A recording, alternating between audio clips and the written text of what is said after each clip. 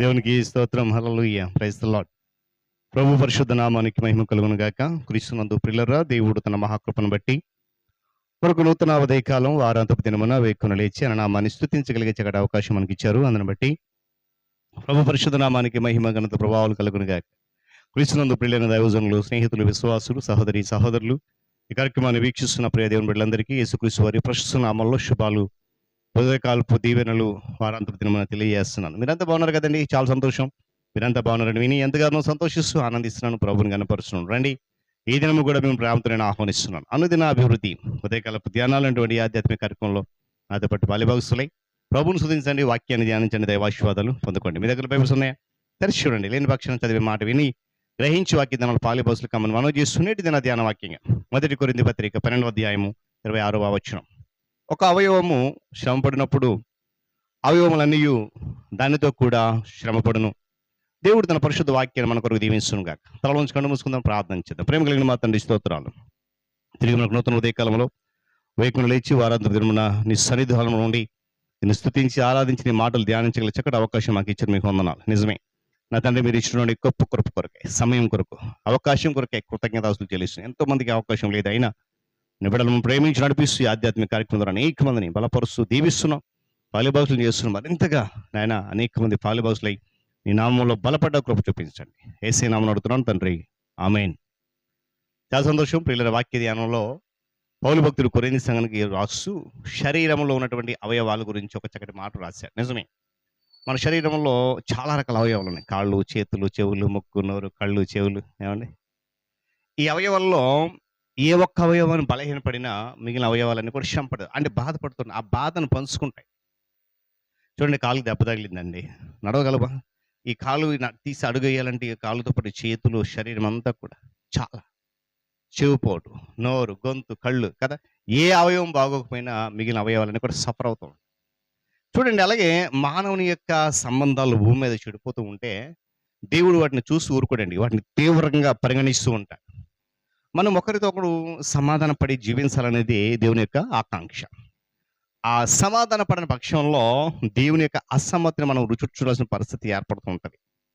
మన ప్రయాణంలో ఏ ఆటంకం రానంత వరకు స్వేచ్ఛగా, ఏమంటే స్వతంత్రంగా ప్రయాణం చేస్తూ ఉంటుంది. తీరా ఏదో అడ్డంగా వచ్చేసరికి, ఏదో ఆటంకం వచ్చేసరికి క్రీస్తునందు గలటువంటి లేక దేవుని ప్రజల యొక్క సహవాసాన్ని కోరుతూ ఉంటూ ఉంటాం.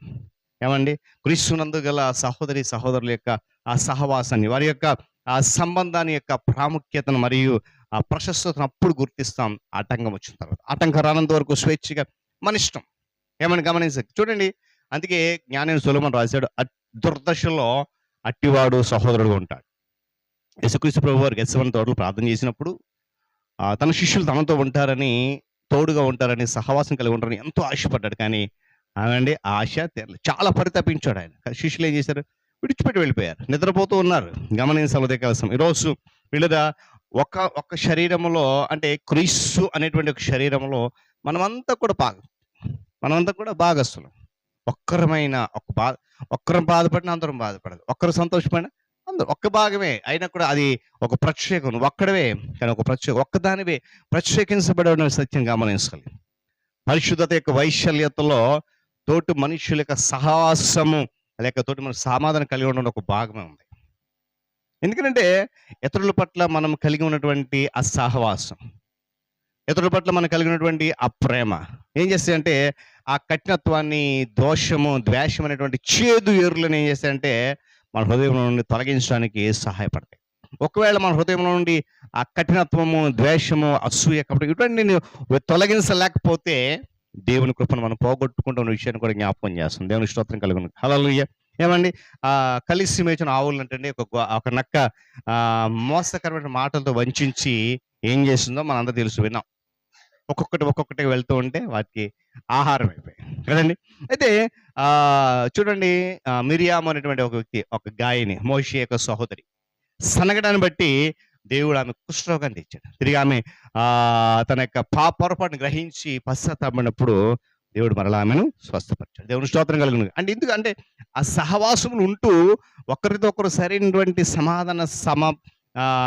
సమాధానకరమైన పరిస్థితి లేకపోతే, ఒకరితో కూడా ఐక్యత లేకపోతే దేవుడు ఎప్పుడు కూడా చూస్తూ ఊరుకోడు. శోధనలు మరియు కష్టాలు, శ్రమలు మన హృదయాన్ని సున్నితపరుస్తాయి. దేవుని స్తోత్రం చెప్పండి గట్టిగా. హల్లెలూయా. తద్వారా ఇతరులతో సమాధాన పడటం అనేది సులువుగా జరుగుతుంది. శ్రమ ఎప్పుడైతే వస్తుందో, కష్టం ఎప్పుడైతే వస్తుందో, అది మన హృదయాన్ని సున్నితం చేసినప్పుడు ఆ తోటి వ్యక్తితో, ఇతరులతో చాలా త్వరగా ఆ సమాధానం పడేయడం పరిస్థితి.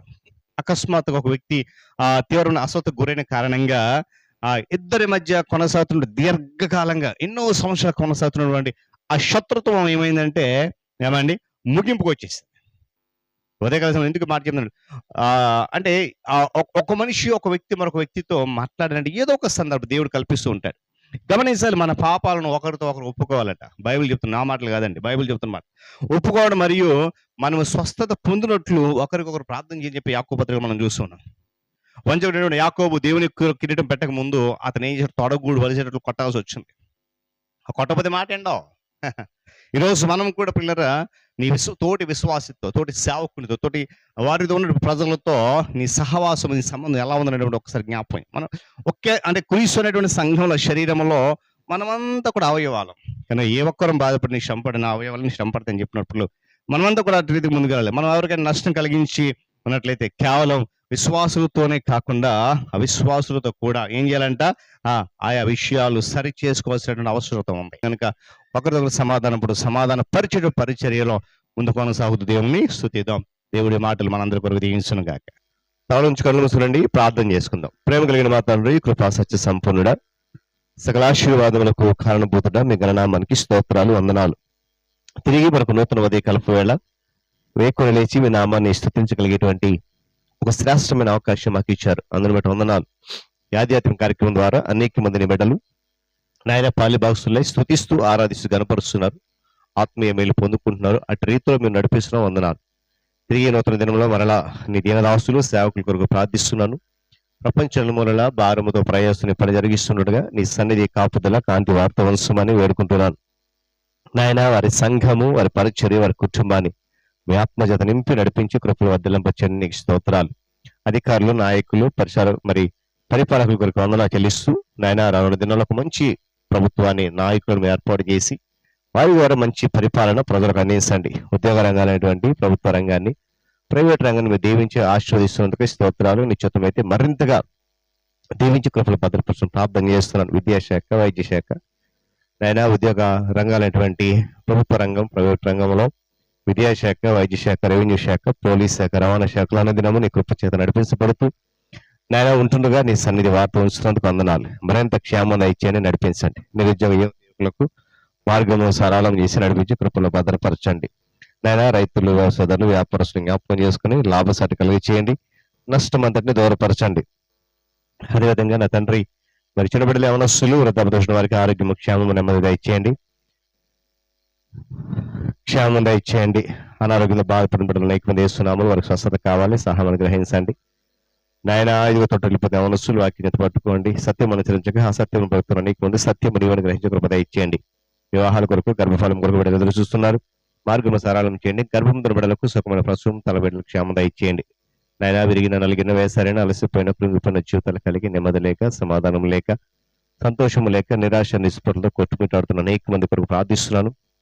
నాయన వారు మరి నెమ్మది లేక, సమాధానం లేక, సంతోషము లేక, మానసికంగా నలిగిపోయి, కృంగిపోయి, చితికిపోయిన జీవితాలు కలిగి నాయన మానసిక వేదన, అలజడి దుఃఖంలో ఉన్నారు, వారందరినీ విడిపించండి. శ్రమలు, సమస్యలు, ఇబ్బందుల నుండి, కష్టాల నుండి, ఆర్థికంగా, మానసికంగా, శారీరక ఇబ్బందుల నుండి, కన్నీరు దుఃఖం వేద నుండి ఇస్తున్నాము మరి విడుదల కలిగి చేయమని వేడుకుంటున్నాను. మరి ఏదైనా ప్రయాణం కొరకు వందనాలు చెల్లిస్తూ నాయన నీ దీనదాసులు ఎక్కడికి వెళ్ళిపోతున్నట్టు ప్రయాణం అంతా క్షేమం దయచేయండి. రైతులు, వ్యవసాయదారులు, వ్యాపారస్తులు ఆయనకుల పనిపాట్లకు, ఆయనకుల కూలి పనులకు, ఆయా శాఖలలో ఉద్యోగ బాధ్యతలు నిర్వర్తించడానికి, బంధువుల గృహాలు, స్నేహితుల గృహాలు, శుభకార్యాలు, రకరకాల విహారయాత్రలు, ఇంకా ప్రతి ప్రయాణంలో ప్రతి వాహనాన్ని మీ స్వాధీనం అందించుకుని కృపల భద్రపరచడం వేడుకుంటున్నాను. నాయన నూతనంగా జన్మదినం జరుపుకున్న బిడ్డలు ఇచ్చిన దయగ్రేటం దీవించి ఆస్వాదించండి, కృపలు భద్రపరచండి. వివాహ దినం జరుపుకున్న బిడ్డలు వరదాంబ జీవితంలో ఆశీర్వాదాలు కృపరించండి, మెండుగా దయచేయండి. అది పితరులను జ్ఞాపకం చేసుకున్నవారంటే ఆదరణ ఓదర్పు దయచేయండి. ఈ దినమంతా రేఖలు దాచి కృపలో భద్రపరిచి క్షేమం దయచేసి మహిమ కొనపండి. యేసునామని ప్రార్థన అడుగుతున్నాను తండ్రి, ఆమేన్. ప్రియదేవుని దీవెన, ఆయన సన్నిధి కాపుదల సదాకాలం మనందరికీ తోడైన నడిపించను గాక. ఆమేన్.